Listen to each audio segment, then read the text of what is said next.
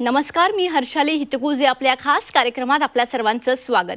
या कार्यक्रमात आपण विविध आजार, त्यावरील उपचार याबद्दल चर्चा करत असतो. आणि आजचा आपला विषय आहे हाडांचे आजार आणि त्यावरील आधुनिक उपचार. आणि यावर मार्गदर्शन करण्यासाठी आपल्या सोबत आहेत डॉक्टर सुबोध मेहता. डॉक्टर, स्वागत आहे तुमचं. नमस्कार. डॉक्टर सुबोध मेहता हे consultant orthopaedic and joint replacement surgeon आहेत. सध्या ते advance orthopaedic and joint replacement सेंटरचे CEO आणि चीफ ऑर्थो सर्जन आहेत. तसेच ते ज्युपिटर हॉस्पिटल, कौशल्य medical foundation hospital, Bethany hospital Thane येथे ऑर्थोपेडिक कन्सल्टंट म्हणून कार्यरत आहेत. त्यांनी MBBS आणि MS ची degree set GS medical college आणि केम हॉस्पिटल येथून केलेली आहे. त्यांचा विशेष कल हा हिप नी शोल्डरसाठी केल्या जाणाऱ्या प्रायमरी आणि रिव्हिजन जॉईंट रिप्लेसमेंट सर्जरीमध्ये आहे. तसेच complex trauma care, minimal invasive surgery for fractures MIS यामध्ये सुद्धा त्यांचा विशेष रस आहे. ते डॉक्टरांसाठी पेशंट एज्युकेशन प्रोग्राम्स आणि CAMS आयोजित देखील करतात. चला तर मग विषयाला सुरुवात करूयात. तर सर, सगळ्यात पहिला प्रश्न अर्थात संधिवात म्हणजे काय? संधिवात किंवा सांधेदुखी म्हणजे सांध्यांचे येणारे आजार असं त्याचं थोडक्यात म्हणता येईल. कुठल्याही प्रकारचे सांधे असतात, त्याच्यात मुवमेंट होते, मुवमेंटमुळे फ्रिक्शन होतं किंवा काही वेगळ्या प्रकारचे आजार जसं काही रुमॅटॉइड आर्थरायटिस किंवा काही लोकांच्या सांध्यांमध्ये ॲक्सिडेंट्समुळे डिफेक्ट तयार होतात. अशा सगळ्या लोकांच्या सांध्यांमध्ये घर्षण होतं आणि घर्षणामुळे सांध्याच्या जे कवच कुंडल असतं ते झिजून जातं आणि पेशंट्सना पेन व्हायला सुरुवात होते. त्याला आपण सांधेदुखी म्हणतो. या सांधेदुखीचे खूप वेगवेगळे प्रकार आहेत, त्याच्याबद्दल आपण बोलूया. पण सगळ्यात कॉमन म्हणजे आपल्या भारतीय लोकांमध्ये सगळ्यात कॉमन म्हणजे गुडघ्याचे आजार. गुडघ्याचे वयामुळे होणारे आजार, त्याला आम्ही प्लेन ऑस्टिओआर्थरायटिस असं म्हणतो. आणि जेव्हा संधिवातामुळे किंवा रुमॅटॉइड आर्थरायटिसमुळे जेव्हा आर्थरायटिस होतो त्याला ते खूप कमी वयात होतात आणि जे वयामुळे होणारे असतात ते साधारण 60-65 नंतर होतात. आणि बाकीच्या कारणांमुळे, जे ॲक्सिडेंट्समुळे सांध्याची कवच खराब होतं किंवा अलाइनमेंट जाते किंवा संधिवाताच्यामुळे किंवा अँकिलोजिंग स्पॉन्डिलायटिस म्हणून अजूनही अगदी तरुण लोकांना 15-20 वर्षाच्या मुलींना पण हा आजार होतो. त्याच्यामुळे सांध्याबरोबर स्पाईन ह्याचा पण त्रास होतो आणि सगळे सांधे स्टिफ होतात. आणि मग याचे मुख्य प्रकार कोणते आहेत? मुख्य प्रकार म्हणजे बघितलं तर बघा, वेट बेअरिंग जॉईंट म्हणजे ज्याच्यावर आपलं वजन येतं, साहजिक त्याच्यावरच जास्ती वजन आल्यामुळे घर्षण होतं. आणि नी जॉईंट आणि हिप जॉईंट हे दोन जॉईंट प्रामुख्याने आपल्या देशामध्ये जास्ती लोकांना त्याचं आर्थरायटिस होतो. आणि त्याहीमध्ये पण संभाव की ॲक्च्युली वैद्यकीय कारण आम्हाला माहीत नाही, पण गुडघ्याचे आजार आपल्याकडे प्रायमरी नी आर्थरायटिस हा जास्ती कॉमन आहे प्रायमरी हिप आर्थरायटिसपेक्षा. हिपचे जे आर्थरायटिसचे रुग्ण आहेत ते वयामुळे नसून आपल्या भारतामध्ये जसे वेस्टर्न कंट्रीमध्ये वयामुळे उतारवयात होतात. पण खूप कन्सर्नचं कारण आहे की आपल्याकडे जे हिपचे जे रुग्ण आहेत ते ॲक्च्युली तरुण रुग्ण आहेत. आणि त्याच्यामागची कारणं मी तुम्हाला सांगू इच्छितो की बऱ्याचदा अल्कोहोलचा अतिवापर, अल्कोहोल सेवनामुळे लोकांना असं वाटतं अल्कोहोलमुळे लिव्हरच खराब होतं. पण आमच्या ऑर्थोपेडिक सर्जनकडे जे पेशंट्स असतात ते हिपच्या आर्थरायटिस आहे त्यातले जवळजवळ 25 ते 50% रुग्ण हे अल्कोहोलचा अतिवापर याच्यामुळे लिव्हरबरोबर आपले हिप जॉईंटचे सांधे म्हणजे आपल्या पेल्विसच्या खाली जो सांधा असतो, मांडीच्या इथे खुबा असतो, तो सांधा एकदम खराब होतो. आणि हे अनफॉर्च्युनेटली खूप तरुण आणि प्रॉडक्टिव्ह वयात होतं. म्हणजे आपलं कामकाजाचं वय आहे त्याच वयात तुम्ही घरी बसायची वेळ येते बिकॉज ऑफ आर्थरायटिस. तर हे खूप चिंतेचं कारण आहे, heap arthritis because of alcohol. आणि अजूनही बाकीची कारणं बरीच आहेत की स्टेरॉईडच्या अतिसेवनामुळे किंवा आता विशेष तुम्हाला म्हणजे सिन्स कोविड आताच गेलं तर कोविडच्यामुळे बऱ्याच लोकांना काही औषधं दिली गेली जीव वाचवण्यासाठी ICUमध्ये. त्या औषधांचा किंवा कोविडच्या व्हायरसचा अजून वैद्यकीय विश्वात एकमत झालं नाही आहे किंवा निदान कळलं नाही आहे. पण अशी बरेच रुग्ण आमच्याकडे येत आहेत की ज्यांची रक्तपुरवठा खंडित झाला, त्याला आम्ही अवास्क्युलर नेक्रोसिस म्हणतो. आणि खूपच लोकांची आता तरुण लोकांचे 20 ते 30 मधल्या लोकांचे हिप आर्थरायटिस त्याच्यामुळे झालेले आहेत. आणि मग याचबरोबर ऑस्टिओआर्थरायटिस म्हणजे काय असतं? ऑस्टिओआर्थरायटिस म्हणजे सांधा झिजतो त्याला आम्ही ऑस्टिओआर्थरायटिस म्हणतो. आणि हे त्याचे वेगवेगळे प्रकार मी सांगितले. एक नवीनच प्रकार म्हणजे हिप जॉईंटला कोविडमुळे होणारा ऑस्टिओआर्थरायटिस, त्याला अवास्क्युलर नेक्रोसिसमुळे झालं किंवा संधिवातामुळे होणारा आर्थरायटिस किंवा वयामुळे होणारा, असे 3 साधारण ढोबळ मार्गाने प्रकार आहेत. आणि चौथा मी सांगितलं आपल्या देशात म्हणजे आपला देश is known as accident capital of the world. जसं diabetes capital of the world म्हणतात तसं अनफॉर्च्युनेटली आपला डुबियसली देश ॲक्सिडेंट कॅपिटल म्हणून आहे. त्यामुळे खूप यंग जनरेशनमध्ये हिप आणि गुडघ्याचे सांधे खराब होत आहेत. ॲक्सिडेंट्समुळे फ्रॅक्चर होऊन ते सांधे खडबडीत होतात. आणि रुमॅटॉइड आर्थरायटिस ते संधिवात, हे ह्याचं एक्झॅक्ट कारण माहीत नाही आहे. पण ऑटोइम्युन सिस्टीममध्ये काही डिफेक्ट झाला म्हणजे ऑटोइम्युन सिस्टीम म्हणजे आपल्या शरीराची डिफेन्स मेकॅनिझम आहे. पण ते जेव्हा ओव्हर ॲक्टिव्ह होते किंवा ते चुकीच्या ठिकाणी अटॅक करते, इट्स लाईक इंटरनल म्युटिनी, अंतर्गत बंडाळी, की आपल्या स्वतःच्याच जांद्यावरती आपली इम्युन सिस्टीम काम करते, चुकीचं काम करते आणि सांधा झिजवून टाकते. त्याला आम्ही संधिवात म्हणतो. आणि गुडघ्याच्या सांधेदुखीची मुळात लक्षणं कोणती आहेत? मुख्य म्हणजे वेट बेरिंग जॉईंटमध्ये पेन होतं, उठबस करायला त्रास होतो, day to day activity affect होतात. म्हणजे आपल्या कामकाजाला जायचं, जिने चढायचं, खाली बसून उठायचं, गाडी पकडून म्हणजे ट्रेनमध्ये बसून उतरणं, सगळ्या day to day activity affect होतात. आणि पेन होतं, सांधा डिफॉर्म्ड होतो, सांधा झिजल्यामुळे त्याला वाकडेपणा बाक निर्माण होतो. मग अशा वेळी रुग्णांना नुसत्या औषधोपचारांनी भागत नाही. कधी कधी जेव्हा राईट स्टेजमध्ये आमच्याकडे येतात की सांधा झिजायच्या आधी फक्त बाक आलेला आहे, अशा स्टेजमध्ये आमच्याकडे पेशंट आले की सांध्याचं कवच कुंडल खूप चांगलं आहे पण सांधा बाग आलं आहे, तर आम्ही अशा पेशंटना जॉईंट कन्झर्वेशन सर्जरी म्हणजे सांधा सरळ करायचं ऑपरेशन करतो, म्हणजे बोन सरळ करायचं ऑपरेशन करतो, जेणेकरून सांध्याची झीज कमी प्रमाणात होईल आणि सांध्याचं रिप्लेसमेंटची सर्जरी लागणार नाही. पण जे रुग्ण थर्ड स्टेज ऑफ आर्थरायटिस किंवा सांध्याची पूर्ण झीज होऊन गेले, अशा वेळेला आमच्याकडे येतात. सांध्याचं दुमडणं कमी होतं, उठणं बसणं प्रत्येक मोमेंटला आई ग असे उच्चार व्हावं लागतं, किंवा आपण कामकाज करू शकत नाही, दैनंदिन व्यवहार करू शकत नाही. अशा पेशंटना आम्हाला एक नवीन प्रकारचं वैद्यकीय रिव्हॉल्युशन आहे, ते म्हणजे नवीन म्हणजे 25-30 वर्षापासून प्रचलित आहे की सांध्याचं कृत्रिम सांधेरोपण म्हणजे जॉईंट रिप्लेसमेंट. तर हे joint replacement is currently most effective treatment for the end stage arthritis. मी असं म्हणणार नाही की माझ्या एक रुग्ण आला की त्याला मी लगेच जॉईंट रिप्लेसमेंट सांगणार. साधारण 99% रुग्ण आम्ही विदाउट जॉईंट रिप्लेसमेंटच ठीक करतो, पण पेशंटनी प्रॉपर ट्रीटमेंट फॉलो केली पाहिजे, वजन कमी केलं पाहिजे, गोळ्या औषधं व्यवस्थित घेतलं पाहिजे आणि आपल्या आजाराचं ज्ञान आपण वाढवलं पाहिजे. गुगल म्हणजे ज्ञानाचा महासागर आहे, त्याच्यात वाईट चांगल्या सगळ्याच गोष्टी आहेत. तर पेशंटने आपल्या आजाराची जर त्यांनी चांगली माहिती काढली आणि डूज अँड डोंट शिकले आणि डॉक्टरांचे योग्य सल्ला पाळला तर जॉईंट रिप्लेसमेंट खूप कमी पेशंटना लागतं. पण हे म्हणतात मी असं सांगू शकेन ज्याला जॉईंट रिप्लेसमेंटची गरज आहे त्या रुग्णांनी जेव्हा डॉक्टर तुम्हाला ॲडवाईस करतात तुमचे की तुम्ही जॉईंट रिप्लेसमेंट करा, तेव्हा लोक घाबरतात. न घाबरता, कारण हे जॉईंट रिप्लेसमेंट हे आमच्या वैद्यकीय क्षेत्रातलं एक रिव्हॉल्युशन आहे. म्हणजे पेशंट्सना पुन्हा नॉर्मल एक वेगळ्या प्रकारचं रिव्हॉल्युशन, त्यांना मुवमेंट्स नॉर्मल होतात, त्यांची वेदना जातात, त्यांचे सांध्याची डिफॉर्मिटी करेक्ट होते आणि ते पुन्हा ॲक्टिव्ह लाईफ जगू शकतात. तर जॉईंट रिप्लेसमेंट जसं अँजिओप्लास्टी कार्डिओलॉजीमध्ये किंवा बायपास सर्जरी किंवा किडनी ट्रान्सप्लांट, तसं ऑर्थोपेडिक रुग्णांसाठी जॉईंट रिप्लेसमेंट हे आजच्या काळातलं वरदान आहे आणि गरज आहे त्या लोकांनी जॉईंट रिप्लेसमेंट करून घेणं हे खूप महत्त्वाचं आहे, न घाबरता. ओके. आता सांधेदुखीबद्दल तुम्ही सांगितलं, त्याचा अर्थ, त्याचे प्रकार, त्याची लक्षणं वगैरे सर्व काही, पण याचं मुळात पूर्णपणे निदान कसं करता येईल? नाही, पहिलं म्हणजे आम्ही पेशंट्स आमच्याकडे येतात तेव्हा त्याची हिस्ट्री, पेशंटचे काय त्रास आहे त्याचं तपासून घेतो, एक्सरे, आणि काही विशिष्ट पेशंटना ब्लड रिपोर्ट लागतात. जसं तुम्ही म्हणाला की संधिवात म्हणजे काय आहे, तर संधिवातच्या पेशंटना डायग्नोसिस करण्यासाठी ब्लड टेस्ट लागतात. आणि जे वयामुळे झीज होते सांध्याची त्यासाठी आम्हाला विशिष्ट प्रकारचे एक्सरे म्हणजे वजन घेऊन उभं राहून एक्सरे किंवा कधी कधी CT स्कॅन, MRI असे सगळे तपास करावे लागतात. आणि एकदा आम्हाला कळलं की कोणत्या स्टेजमध्ये आर्थरायटिस आहे. स्टेज 1 म्हणजे फक्त दुखतं गुडघा पण बाक नसतो आणि पेशंट चालू फिरू शकतो, फक्त अति चालल्यावर त्याला दुखतं. ते आम्ही गोळ्या औषधांना किंवा कधी कधी विशिष्ट प्रकारचे इंजेक्शन आले जॉईंट लुब्रिकेशन करायची. आणि एखादा पेशंटचं असं वाटलं की जॉईंट एकदम पूर्णपणे जॉईंटची जशी झीज झाली, हा नॉर्मल जॉईंट आहे, हे नॉर्मल जॉईंटचं कार्टिलेज आहे, एकदम गुळगुळीच असतं. लोक त्याला गादी म्हणतात. गादी म्हणजे एक actually it's like a granite coating over the brick. हा बघा पांढरा भाग आहे तो जॉईंटचा कार्टिलेज आहे. आणि जर पेशंट अशा स्टेजला आमच्याकडे आला तर कदाचित मी जॉईंट रिप्लेसमेंट शिवाय बरं करू शकतो, कारण थोडीफार झीज झाले. पण जर पेशंट आमच्याकडे थर्ड स्टेज ऑफ आर्थरायटिस आला की पूर्ण गादी झिजून गेलं, कवच कुंडल पूर्ण गेलेलं आहे, तर आपल्याला ते नवीन गादी बनवायला लागते. तर that is a revolutionary technology, त्याला आम्ही जॉईंट रिप्लेसमेंट म्हणतो. म्हणजे अशा प्रकारचे आम्ही स्पेशल प्रकारचे अलॉय आणि हाय डेन्सिटी पॉलिलिथिन अशा प्रकारे वापरून नवीन जॉईंटचं जे आवरण आहे ते बदलतो. बऱ्याच लोकांचं गैरसमज आहे की जसं का गिअर बॉक्स बदलला जातो तसं पूर्णपणे सांधा काढून बदलला जातो, तर तसं नाही. हे actually it should be called resurfacing of the joint. Joint replacement करतो आम्ही, पण तुमची नैसर्गिक लिगामेंट जे असतात, आपले स्नायू असतात, त्याला अजिबात इजा न करता फक्त जॉईंटवरचं कवच आणि कुंडल आम्ही बदलतो, म्हणजे गादी बदलतो आणि फिमरच्या बोनचं आणि याचं. तशाच प्रकारचे आम्ही heap replacement, shoulder replacement, elbow replacement आणि आता तर अँकल रिप्लेसमेंट पण आलेत. म्हणजे साधारण प्रत्येक सांधा आता बदलला जाऊ शकतो. ही विज्ञानाने केलेली खूपच मोठी क्रांती असं मला वाटतं. आणि मग याच्या उपचाराचे आता सध्या आधुनिक पर्याय काय आहेत?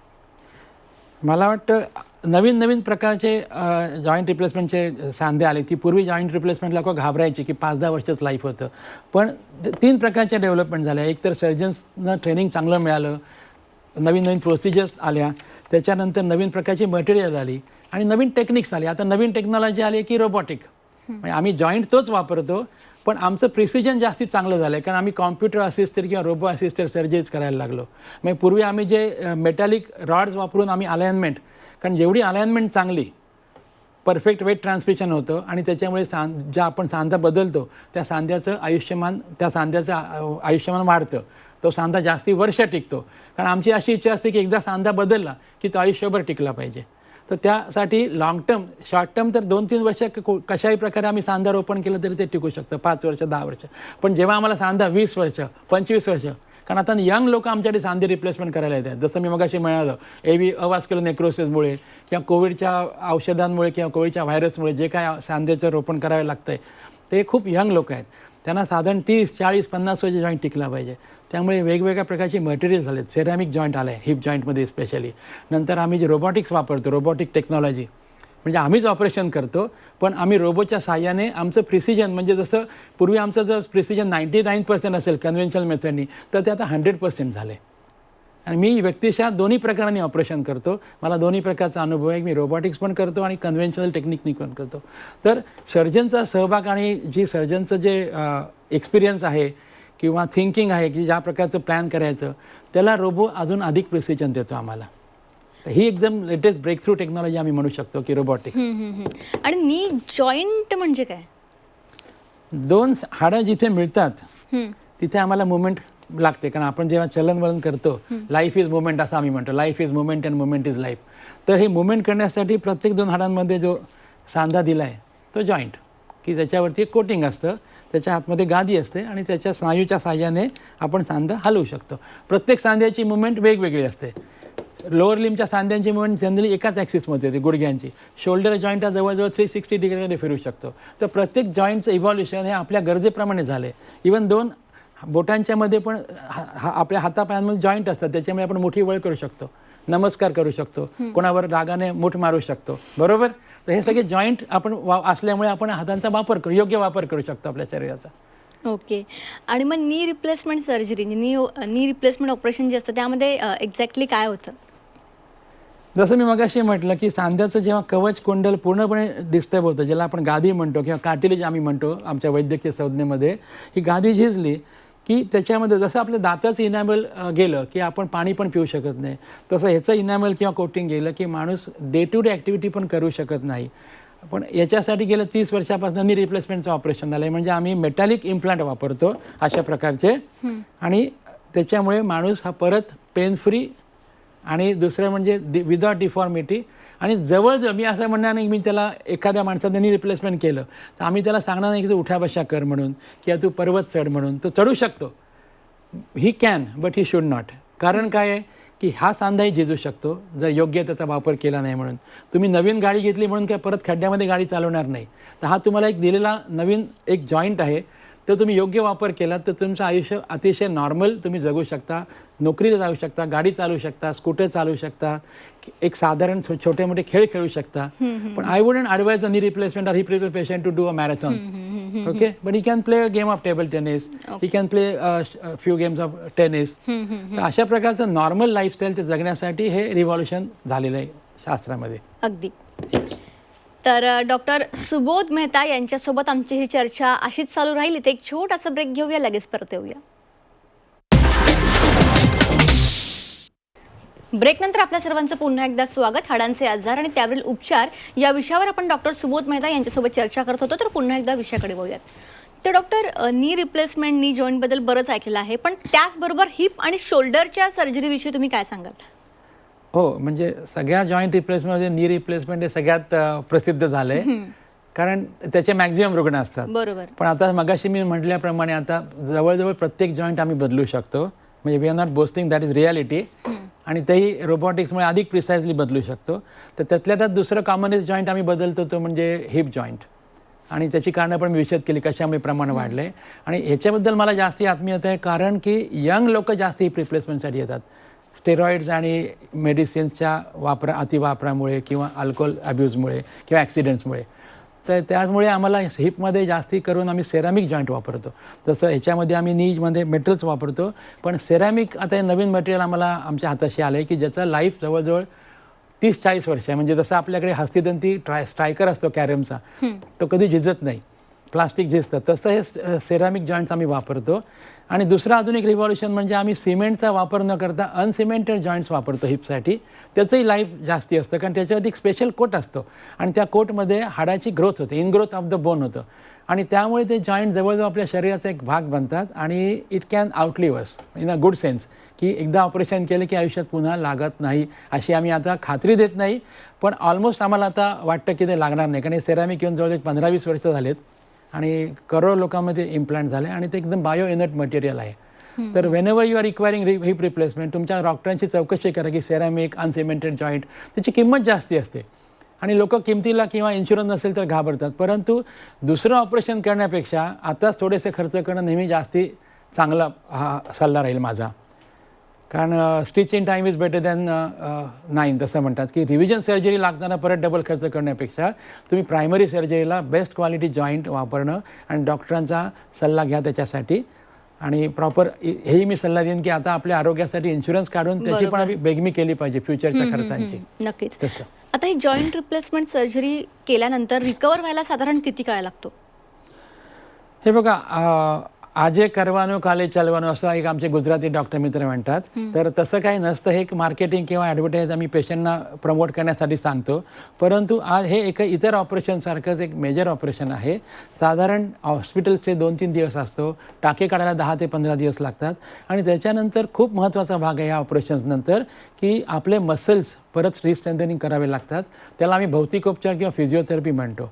Muscle therapy, muscle development, physiotherapy आणि गेट ट्रेनिंग. तर मी असं म्हणेन की पुन्हा पूर्णपणे नॉर्मल व्हायला 6 to 8 वीक्सचा अवधी माणसाने आपल्या मनात ठेवावा.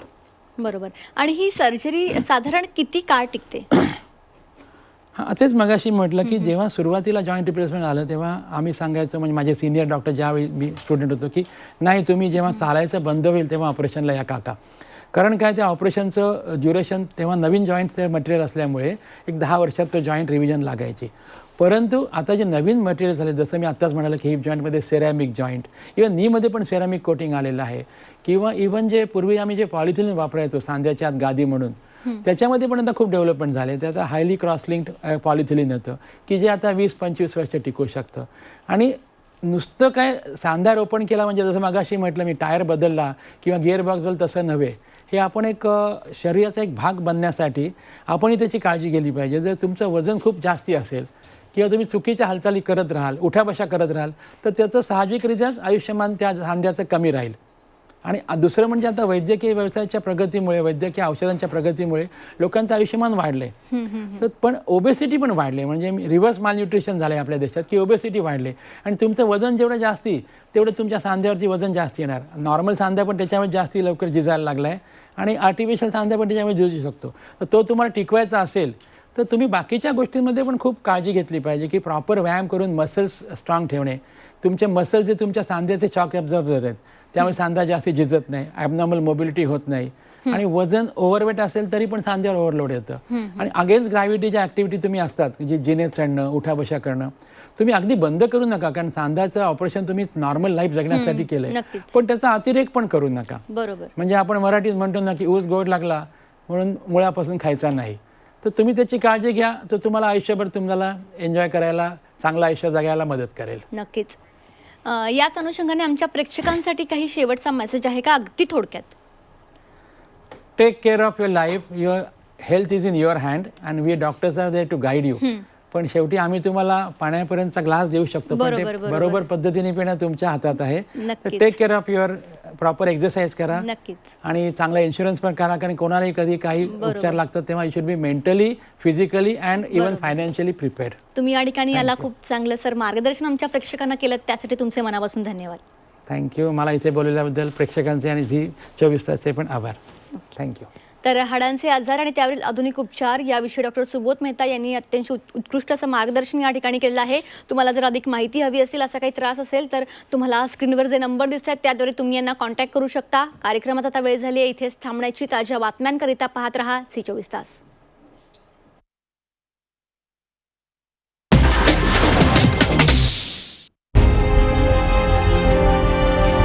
विकासाचा ध्यास म्हणजे